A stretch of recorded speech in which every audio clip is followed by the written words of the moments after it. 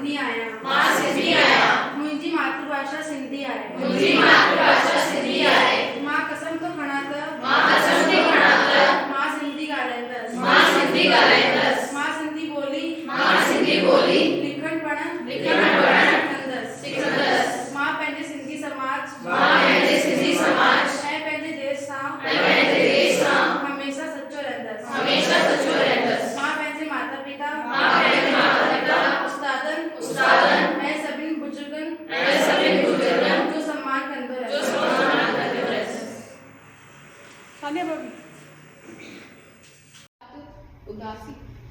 उंधाई वारी हलंदी आहे पर राजा रामचंद्र जे राज मारण करे उमास जी इहा उधारी राहत कुशन खजाना खणी अचे ॾियारीअ ते दंदूरी पंहिंजा कागर पट उन ॾींहं ते वापारी पंहिंजा कागर पट कागर यानी पंहिंजी ॾियारी अलॻि आहे।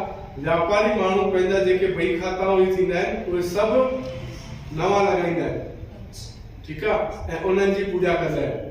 हा कागर पट उन ॾींहं ते रखनि बंदियुनि जी प्रतिष्ठा कनि कंहिंखे पैसो ढोकर न ॾियनि दुकान खोले रखनि लक्ष्मी पूजन कनि चांदीअ जे सिके खे खीर कटोरे में विझी थालीअ में लक्ष्मीअ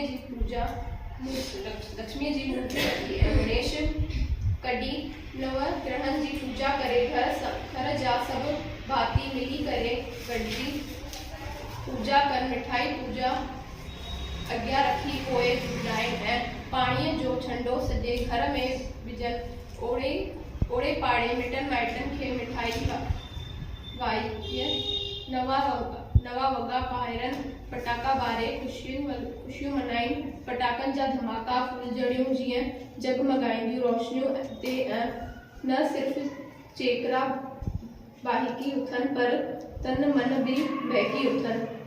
दीपावलीअ खां 2 ॾींहं अॻु अचे धनतेरस कुबेर जेको धन जो राजा नवां बर्तन ख़रीदियनि ॾियारीअ खां हिकु ॾिहाड़े अॻे अचे नरक